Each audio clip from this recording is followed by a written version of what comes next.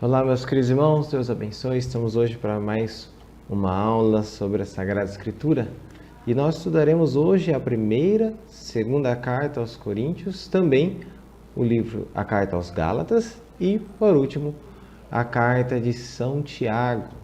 Então, antes de mais enrolação, vamos rezar pedindo auxílio do São Tomás de Aquino para assim então estudarmos bem, entendermos melhor sobre essa grande história de amor que é a Sagrada Escritura. Em nome do Pai, do Filho e do Espírito Santo. Amém. Concedei-me, ó Deus, onipotente e misericordioso, ardentemente desejar, prudentemente descobrir, verazmente conhecer e perfeitamente realizar o que for do vosso agrado.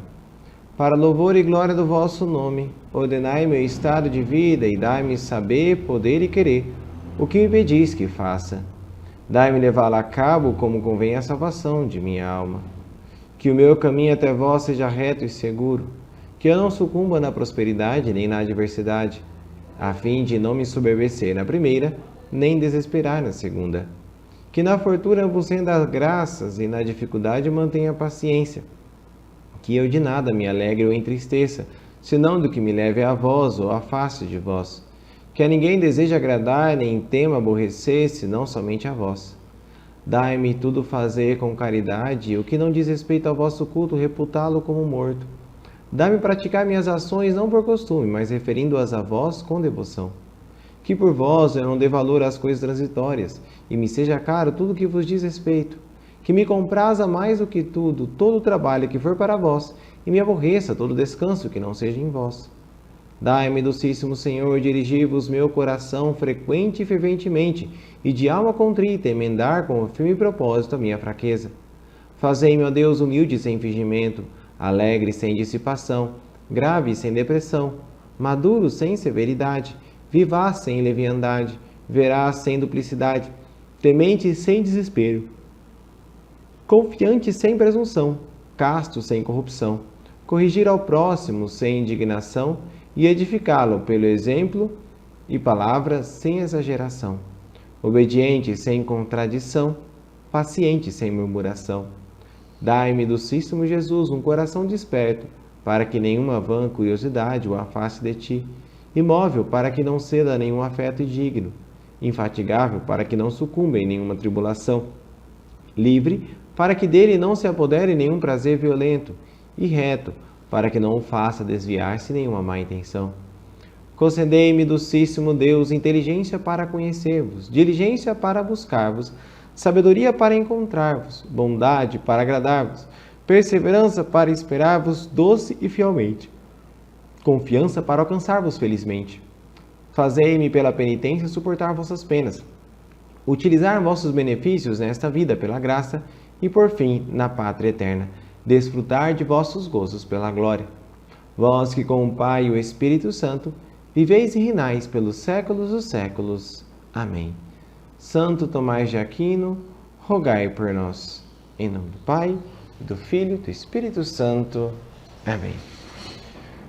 Muito bem, nós aprenderemos hoje, como estamos vendo aí no slide, sobre a carta aos Gálatas, Tiago, 1º e 2º Coríntios.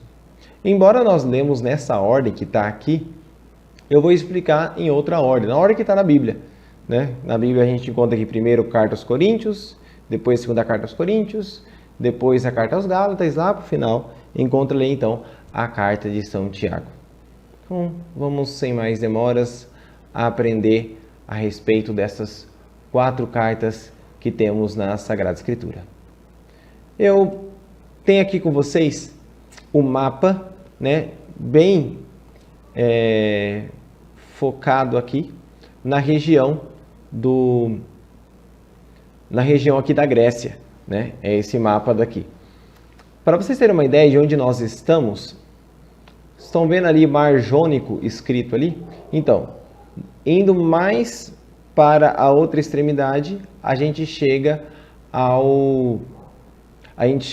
Itália, onde hoje é a Itália, Vamos passar um pouquinho mais para frente, Eu vou mostrar, tem um outro mapa lá na frente, quando a gente vai ver a carta aos Gálatas, Tem lá o mapa ali, Tá vendo? Então, esse mapa aqui, vocês estão vendo aqui Corinto, uma estrelinha vermelha aqui bem no meio, né? E aí você vê, de um lado, Roma, né? Do outro lado, você vê ali Éfeso, Colosso, que é aquela região do mapa que a gente estava vendo, né? Mais centralizada ali, mais focada, né? E aqui embaixo, onde aqui no cantinho, Antioquia, Damasco, você descer um pouquinho mais, aqui está Jerusalém. Não dá para ver porque está aqui em cima da arte, mas está Jerusalém aqui. Então, para vocês terem uma ideia, né, de onde que fica essa região de Corinto. Vamos voltar lá um pouquinho, que eu gostaria de mostrar. Vocês já viram já aqui o todo, certo? Agora vamos voltar lá no início, que eu queria mostrar uma particularidade da região de Corinto. Então, é bom lembrar o seguinte, as grandes embarcações, elas eram, os grandes transportes, eles eram feitos através de barcos, né? Não era tão fácil assim fazer os transportes grandes através dos cavalos, né? Custava muita energia, demorava muito. Então, pelo barco era muito mais fácil. Então, era o principal meio de transporte ou de comércio, podemos dizer assim, do Império Romano. Era o barco. Só que a tecnologia não arriscava muito assim das pessoas irem mar Mediterrâneo adentro e pegar o caminho reto de uma região a outra, né? Saindo lá da Itália, pegar o caminho reto e ir até Jerusalém. Eles iam meio que costeando ali, né? Passando ali próximo das costas e assim então ia pegando esse caminho mais litorâneo. E por que eu estou contando toda essa história? Porque quando chegava aqui, nessa região do Mar Egeu, vocês estão vendo aqui, eles faziam algo que era o seguinte: eles davam todo o contorno, né, pelo Mar Egeu, passava ali onde vocês estão vendo lá em cima, né, Taços, Calcídica, né, Magnésia, ia passando ali Cicro, desce, né, Ática, Atenas, ali, tá vendo Atenas, né, em cima ali do Mar Mirtóico? Então, na Atenas, o que eles faziam? Eles entravam aqui, ia nessa região de Corinto, porque essa região de Corinto, ela tinha um pequeno facho de terra que eles transportavam a mercadoria aqui de cavalo, às vezes até mesmo embarcações, eles passavam pela terra, em terra firme mesmo, e atravessava por aqui, porque aqui eles cortavam um caminho tremendo, eles não precisavam fazer o contorno em toda essa península aqui, que nós temos aqui, onde tem Esparta, Messena, Olímpia. Então eles não precisavam fazer todo esse contorno para continuar a viagem. Eles vinham até Corinto, em Corinto eles já cortavam o caminho por terra, e aqui eles ganhavam dias de viagem. Então, Corinto era muito conhecido porque era o principal ponto portuário. Ali tinha gente de várias nacionalidades, gente de várias classes sociais, né, de vários poderes aquisitivos. E é nessa comunidade de Corinto que São Paulo, então, que nós estamos falando, né? São Paulo visita ali. Então, uma região que era bastante diversa culturalmente, porque, como era uma região portuária, era gente de qualquer lugar do mundo que visitava esse local. Então, aprendendo um pouquinho mais aqui sobre essa região de Corinto, né? Uma particularidade desse local que é bastante interessante. Continuando, então, vamos lá. Aqui tem um mapinha que vocês estão vendo, que esse mapa é um mapa atual, mas dá para vocês darem uma olhada aqui no canal. Hoje já é feito um canal. Se vocês procurarem, por exemplo, na internet, na canal de Corinto, vocês vão encontrar que eles hoje, o que eles fizeram foi basicamente, né, cortar a terra de um canto para o outro.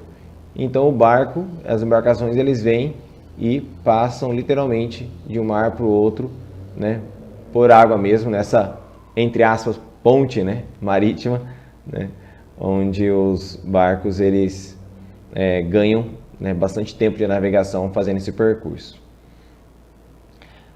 A comunidade de Corinto é uma comunidade onde São Paulo escreveu bastante vezes, né? Essa comunidade ela foi fundada na segunda viagem que Paulo fez, né? Essa viagem está escrita lá em Atos 18, versículos de 1 a 8, por volta do ano 50 e 51. Na segunda viagem, que ele chega na Serra de Corinto. Depois, ali então, dessa viagem, ele, durante a terceira viagem, né, quando ele já está voltando ali, fazendo de novo todo o percurso, é que ele escreve essa carta, né, para a comunidade de Corinto. E aqui é interessante que essa primeira carta aos Coríntios não é, na verdade, a primeira carta que São Paulo escreve aos Coríntios. É a segunda carta que São Paulo escreve aos Coríntios. Mas é a primeira que nós temos. Como assim, Pátri? Ao todo, o que nós sabemos é que São Paulo escreveu mais ou menos 5 cartas ao Coríntios. É isso que nós temos, né, de consciência, porque quando ele está falando na primeira carta aos Coríntios, ele fala de uma outra carta que ele escreveu antes. Então nós sabemos que existe uma outra carta que não, né, temos notícias do que ele escreveu lá, temos apenas uma menção e alguma coisinha que ele fala, né, a respeito dessa carta. Quer ver? Olha lá, vamos dar uma olhada. 1 Coríntios capítulo 5, versículos de 9 a 13. Olha só.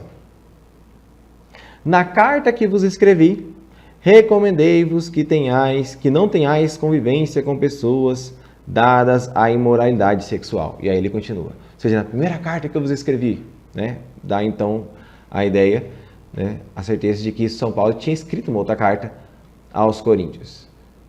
E depois, então, nós temos essa primeira carta aos Coríntios, que na verdade é a segunda carta aos Coríntios. Vai ficar um pouquinho de confusão para vocês, mas só para vocês entenderem, né?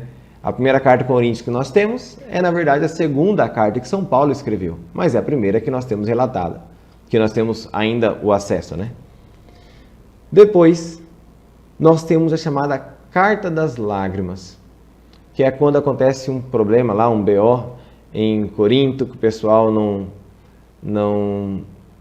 meio que não obedece ali São Paulo, e ele então naquela reconciliação escreve uma carta, né, em lágrimas pela comunidade, né, para que a comunidade então se converta, e ele faz menção a essa carta na segunda carta aos Coríntios,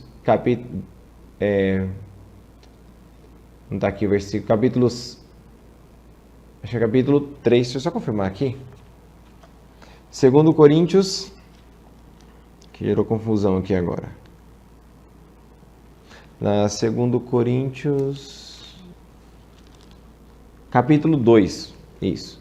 2 Coríntios, capítulo 2, versículos 3, versículos 4 e versículo 9, ele faz menção a essa carta das lágrimas, que nós podemos chamar assim.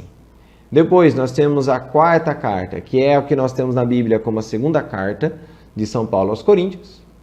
E por fim, né, alguns historiadores vão dizer, né, estudiosos vão dizer que tem então uma quinta carta, que é a chamada Carta de Solidariedade, que depois foi incluída nessa segunda carta aos Coríntios, né? Alguns dizem que ela é uma carta separada, um bilhetinho, vamos dizer assim, que ele escreveu sobre a ajuda às outras comunidades carentes. Então, entendendo um pouquinho aqui o contexto dessa primeira carta aos Coríntios, vamos agora entender um pouquinho o conteúdo dela. Vejam, no conteúdo da carta nós temos aqui cinco grandes blocos, né? Temos aqui a introdução, depois nós temos uma reação à notícia de Cloé, né, de algumas coisas que havia acontecido na comunidade, e aí, então, em relação a isso, São Paulo ele fala sobre as divisões na comunidade, fala também sobre alguns abusos gritantes que estavam acontecendo ali. Depois nós temos uma resposta a uma carta recebida, né, porque a comunidade enviava cartas a São Paulo respondia às cartas. Então, a respeito das indagações que haviam feito naquela carta que ele escreve, então, essa carta, falando a respeito da vida cristã, a vida do cristão no mundo e depois a vida do cristão na comunidade. Por fim, ele termina explicando sobre a ressurreição de Cristo e a nossa ressurreição, e aí então encerra com uma conclusão. Então nós temos aqui o esboço dessa carta de São Paulo aos Coríntios, a primeira carta de São Paulo aos Coríntios, né? Dentre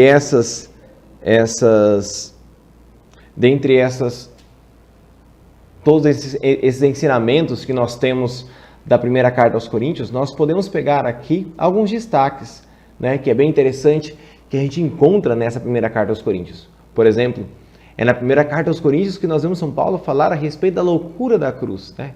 Escândalo para os judeus, loucura para os pagãos, né?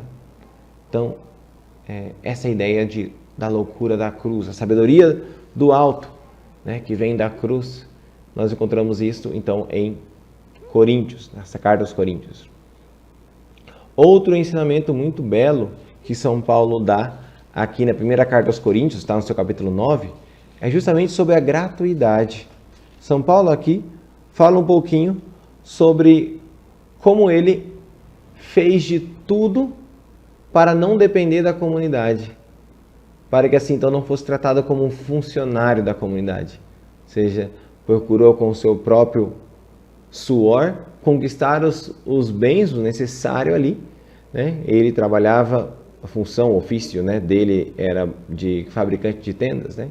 Então, ele trabalhava para o seu próprio sustento, para assim então não ser pesado à comunidade, né? Essa gratuidade do serviço que nós vemos em Paulo. Além disso, nós vemos a unidade da comunidade, nos capítulos 12 e 13, que é muito bonito, né? Quando, né, na carta, no capítulo 13, que o pessoal utiliza bastante, né, nos casamentos, né? Se não houvesse amor, de nada valeria, né? Se falasse a língua dos homens e a dos anjos, mas não tivesse amor, eu seria como um bronze que soa ou um símbolo que retine. Ali, esses dois capítulos, São Paulo está falando basicamente sobre a unidade da comunidade. Como ela é unida nos ministérios, onde cada um se completa o outro, capítulo 12. E como esses ministérios se unem na graça e no amor de Deus, na caridade, capítulo 13. Depois nós temos um outro destaque bem interessante, bem importante, é quando São Paulo vai falar a respeito da ressurreição, que é o ponto central da nossa fé. Ali ele faz todo um desenvolvimento sobre a ressurreição, ali no capítulo 15. E outra coisa muito bela que São Paulo vai falar aqui nessa primeira carta aos Coríntios é a respeito da tradição. Por várias vezes ele utiliza termos mais ou menos assim: aquilo que eu recebi, eu vos transmiti. Da mesma forma que eu recebi, eu vos transmiti. Dando essa ideia de que a força do argumento de Paulo está não em algo novo que ele está ensinando para aquela comunidade que sempre recebe algo novo, mas em um ensinamento antigo, que da mesma forma que ele recebeu do próprio Cristo, dessa mesma forma, ele transmite para aquele povo tão diverso, né? E aqui a gente entende por que ele gastar capítulos e capítulos falando a respeito da gratuidade para um povo portuário que, em sua grande maioria, era bastante rico, e o porquê ele falar da unidade da comunidade numa região ali que era bastante diversa. Você tinha vários povos de religiões distintas e que agora todos se convertiam ao cristianismo, várias pessoas de culturas diferentes. Mais importante é que todas se unam em uma mesma caridade, ou seja, em Cristo. Continuando aqui, nós vamos para esta segunda carta aos Coríntios, né? Aqui no fundo vocês estão vendo, são ruínas desta antiga cidade, né, de Corinto. São Paulo foi quem fundou a comunidade, isso é claro, né, que nós sabemos. E depois ele visita esta comunidade e percebe que não tem autoridade sobre ela. Quando ele volta para visitar aquela comunidade, a comunidade não só não dá ouvidos a ele, mas muitas vezes desdenha do apóstolo Paulo, né? E ele sai então dali desolado, né? E aí então, ele através de Tito envia uma carta, essa carta em lágrimas, que é relatada ali no 2 Coríntios capítulo 2, versículo 4, e também uma carta em reconciliação, né? Em lágrimas e reconciliação. E de Tito ele recebe a resposta, né? Uma resposta positiva dessa carta. Ele estava em uma viagem em uma outra região. Dali então, ele escreve, quando recebe a resposta, ele escreve uma nova carta, que é a segunda carta aos Coríntios, com o desejo de voltar a visitar a cidade num outro momento, né? Depois, quando ele voltasse da Macedônia, ele então passaria por ali. Então, é nesse o contexto que nós encontramos aqui esta segunda carta. Vamos agora dar uma olhada no conteúdo desta carta. Veja, nós podemos dividir aqui basicamente em 5 pontos. Temos uma introdução, como toda e qualquer carta, e uma conclusão, como toda e qualquer carta. E aí, então, alguns pontos que são ditos ali nessas cartas. Primeiro, as desavenças e reconciliação com os coríntios, que ele recorda, então. Depois, situações sobre a coleta, que alguns então vão dizer que isso daí era uma outra carta que ele escreveu em outro momento, que aí depois a comunidade foi e colou junto, né, numa carta só. Depois nós temos uma autodefesa do apóstolo, onde ele fala a respeito de sua missão. E por fim, nós temos uma conclusão, né, como bem disse, a respeito de tudo aquilo que ele havia dito. Agora, 3 destaques nós podemos pegar desta segunda carta aos Coríntios, que são muito belas. Primeiro, são as dores e as alegrias de um missionário. Né? Por várias vezes nós vemos São Paulo, né, um homem de fibra, sem falsa humildade, porém, pela graça de Cristo, levado a assumir a humilhação e o sofrimento. Se defende das críticas, não por causa de si, mas para que o evangelho não caia em descrédito, melhor dizendo, né? Capítulo 12, versículo 19 vai dizer isso. Depois nós temos uma bela linguagem de consolação que São Paulo utiliza, né? Quando ele vai falar a respeito dos... vamos pegar aqui uma passagem para vocês entenderem. Capítulo 13, versículo 11. Diz assim, 2 Coríntios, capítulo 13, versículo 11. Olha só.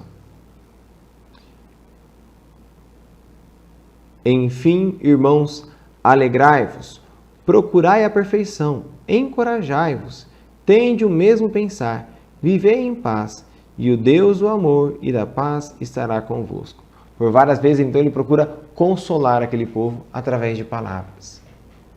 E uma outra coisa muito bela que nós vemos em São Paulo é que ele, como passou ali, já é a terceira viagem que ele está fazendo, ele viu as diversas realidades das comunidades e viu muitas comunidades carentes, muitas comunidades que precisavam de ajuda. E então, ele pede para a cidade de Corinto, a comunidade de Corinto, que era uma comunidade que tinha mais condições, para que fizesse um mutirão em favor das outras comunidades que tinham necessidade. Entre as comunidades, por exemplo, a comunidade de Jerusalém passava muita necessidade financeira. Então ele pede doação, né, dessas comunidades para outras comunidades que são mais carentes financeiramente. Então é algo muito belo que nós podemos aprender e levar inclusive para a nossa vida de comunidade. Né?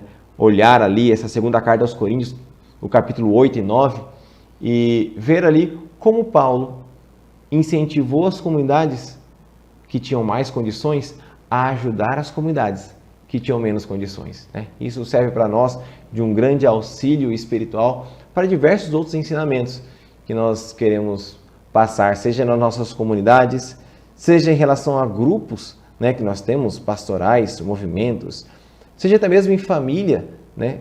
Essa importância de ajudar os outros que passam por necessidade.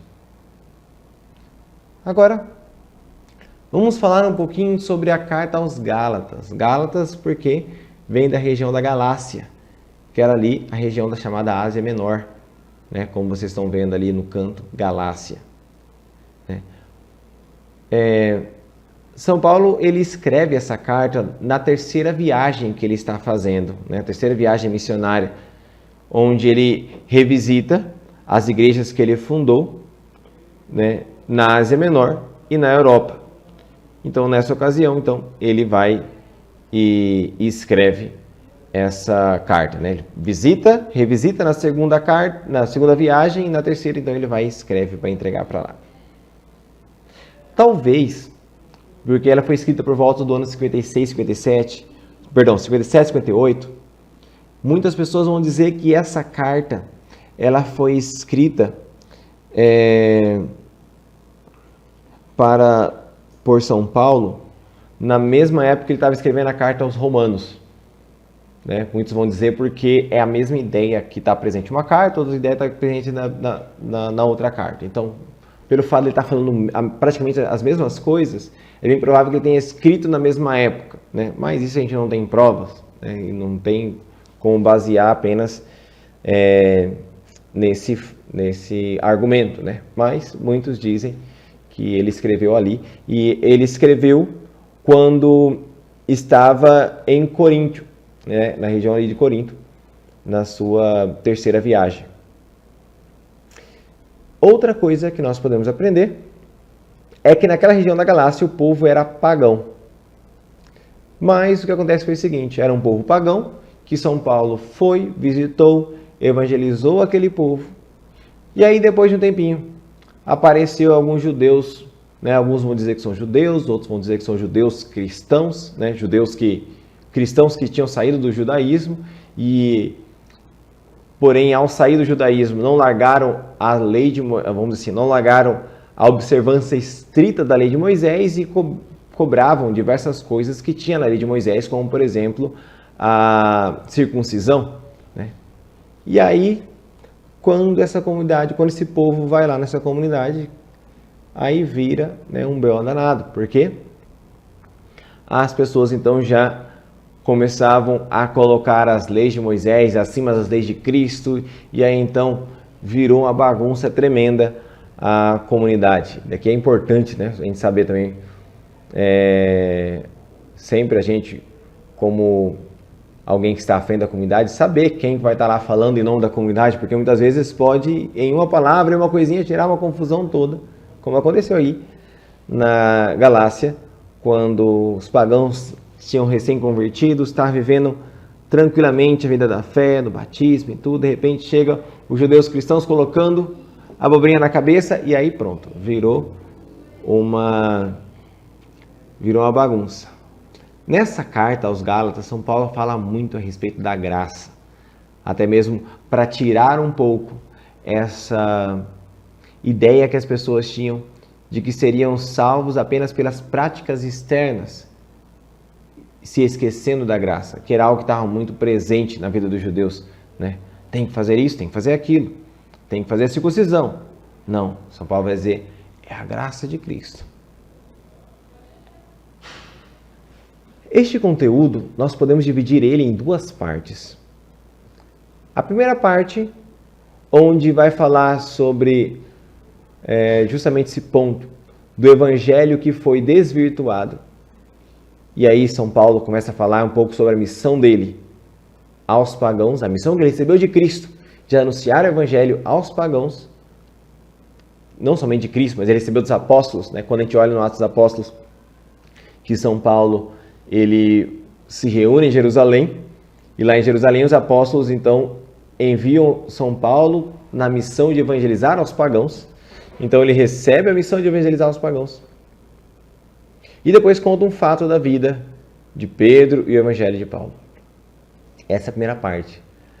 Na segunda parte, ele vai então tratar do retrocesso dos Gálatas, ou seja, de voltar ao costume dos judeus, né? Embora eles não tenham sido judeus. E então ele começa a fazer toda uma contraposição entre a lei e a graça, né? A fé e a lei na história da salvação. Exorta então o povo a não voltar à escravidão. Mostra como que o Senhor nos leva a uma verdadeira liberdade, que é fruto do Espírito Santo. E então ele conclui, né, toda essa ideia. Os destaques que nós podemos aprender aqui nessa carta aos Gálatas, além daquilo que eu falei para vocês da graça, né, que está aqui, gratuidade da salvação, né? A graça que nos vem, né? Tudo é graça. São Paulo vai falar a respeito do único evangelho, né? O único evangelho que ele transmitiu. Se alguém vier transmitir um outro evangelho diferente do que eu transmiti, seja anátema, né? Depois ele vai falar a respeito da liberdade do cristão, que é chamado a sair dessa lei e assim então viver com coragem e liberdade dos filhos de Deus, não mais presos à lei do Antigo Testamento. É sempre em contraposição com essa ideia, porque era o problema que ele vivia ali. A fé, então, leva as pessoas a agirem pelo amor e não apenas agirem por palavras, né? Agirem por amor. Então, a fé que me leva a, no amor, me entregar aos outros. Por fim, uma outra ideia que tem ali presente é justamente os frutos do Espírito, né? São Paulo, ao invés nessa carta falar a respeito de um código moral ali extrínseco, ele diz que a prática cristã é fruto da inspiração de Deus, que se recebe quando vive a fé em Cristo. Então, nesse desabrochar em que o Espírito Santo ele vai levando a pessoa a uma vida nova. Por fim, nós temos a última carta, que é chamada então a carta de São Tiago. É importante entender que esse São Tiago que não é o Tiago maior, mas é o Tiago menor. Tiago menor, que foi irmão de Judas Tadeu. Judas Tadeu, primo de Jesus, Tiago menor, também primo de Jesus. A mãe deles estava presente na cruz junto com Nossa Senhora, né? Então, Tiago menor, ele recebeu a missão de estar junto de Jerusalém, cuidando da igreja em Jerusalém, que estava ali. Essa carta, ela é chamada de cartas católicas, porque ela é escrita a uma região, que acaba sendo utilizada para outras regiões também. Então, essa católica nesse sentido, né, de que ela não é para uma realidade específica, mas são para várias realidades. Ele escreve, lógico, para as 12 tribos da diáspora, que era uma região da Síria, onde, por exemplo, São Paulo havia sido enviado para perseguir os cristãos que fugiram lá de Jerusalém, né? Então, nós temos aqui a carta de São Tiago. E o que fala essa carta de São Tiago? Como é um outro apóstolo que está escrevendo, ela tem uma estrutura diferente, por exemplo, da de São Paulo. A gente vai perceber isso daqui. Ela é dividida em 3 partes. Primeiro, saudação e temas, exortação à constância na aprovação, oração, ouvir e praticar. E nós temos a exortação final, que é, retomando esse início, né? Constância, oração, ouvir e praticar, correção fraterna. Então, nós temos aqui sempre temas no início e no fim. E depois nós temos desenvolvimentos como que em homilias, onde São Tiago vai falar de diversos temas. Vai falar sobre amor fraterno, vai falar de sem discriminação, esse amor fraterno, vai falar que a fé sem obras é morta, vai falar sobre o poder da língua, vai falar sobre a rivalidade que existia na comunidade, vai falar sobre a cobiça e a maledicência, vai falar sobre a autossuficiência, a riqueza, ou seja, vai pegando diversos assuntos, ou seja, assuntos universais, entende? A palavra católica significa universal, ou seja, assuntos universais. Quais são os destaques que nós podemos pegar aqui dessa carta de São Tiago? Primeiro, é que São Tiago ele fala bastante a respeito da fé prática, né? É interessante, a carta de São Tiago, ela foi, no início do protestantismo, ela foi como que recusada por Lutero, porque Lutero dizia que bastava a fé, não era necessária as obras. Mas aí está lá São Tiago na carta dele dizendo que a fé sem obras é morta. Então, e agora? O que eu faço? Ele teve a ideia de tirar da Bíblia dele, né, no início ali, a carta de São Tiago. Depois essa carta foi voltada e tudo, né? Mas São Tiago ele vai falar a respeito da fé através das obras, a fé que se mostra pelas obras. Outra coisa que São Tiago vai falar bastante é da primazia do amor fraterno, amor entre os irmãos, como isso deve ser o sinal da vida cristã. Depois, ele por várias vezes vai falar a respeito da paciência, da constância, da perseverança. Temos aí alguns versículos, né? Capítulo 1, versículo 2, até os versículos 18. Capítulo 5, versículo 7 até o versículo 11. Outra coisa que a gente percebe bastante, que fala muito, é a respeito da língua, né? Temos lá a carta de São Tiago, que ela fala ali, tem os discursos bem organizados a respeito da língua, que a gente encontra ali a respeito de maledicência e tudo. A maioria das vezes, quando a gente vai encontrar em algum livro de espiritualidade, é, com certeza, citação da carta de São Tiago. Depois ele fala a respeito da riqueza, né, do grande mal da riqueza e como isso atrapalha na vida cristã. Por fim, ele fala sobre a necessidade de ajudar os doentes, a oração aos doentes. E é nessa carta que nós encontramos aqui presente a unção dos enfermos. Né? Se alguém estiver doente, deixa eu pegar aqui para mostrar para vocês como que está presente nessa carta de São Tiago, que é muito bela. Diz assim, vejam.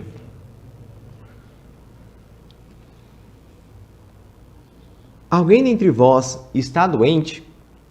Mande chamar os presbíteros, né? Ou podemos dizer aqui os padres da igreja, para que orem sobre ele e ungindo-o com óleo no nome do Senhor.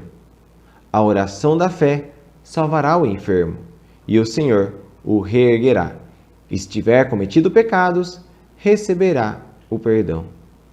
Então veja, aqui nós temos presente uma prática que é a unção dos enfermos, muito importante na nossa vida sacramental. E aqui, né, não está a respeito à Bíblia, mas como nós tocamos nesse tema, eu gostaria até de dizer a vocês que estão nos assistindo. O sacramento da unção dos enfermos não é um sacramento que vai dar a morte para a pessoa, mas é um sacramento que vai preparar a pessoa para viver aquele momento da doença com um momento de salvação. Pode ser que este momento da doença leve a pessoa, através do sacramento da unção, à cura física. Mas o fato principal é o quê?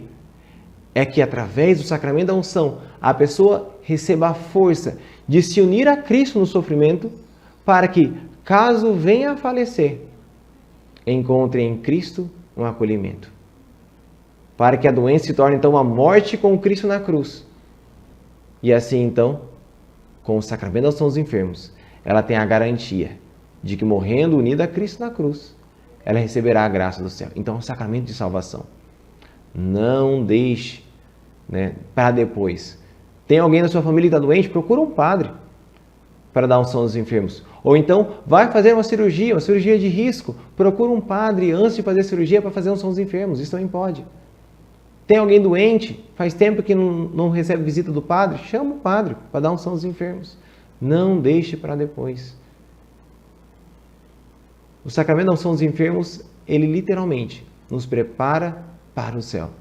Alguém que recebeu a unção dos enfermos antes de vir a falecer é alguém que a gente pode ter a tranquilidade, a certeza moral de que essa pessoa, né, no mínimo está no purgatório, né, ou seja, ela não está perdida no inferno. Ela se salvou. Então, é um grande caminho de graça que Deus deixou para cada um de nós. Não deixemos para depois. Vamos então encerrar com a nossa oração e recebendo a bênção. O Senhor esteja convosco. Ele está no meio de nós. Abençoe-vos o Deus Todo-Poderoso, Pai, e Filho e Espírito Santo. Amém. Deus abençoe a todos. Até mais.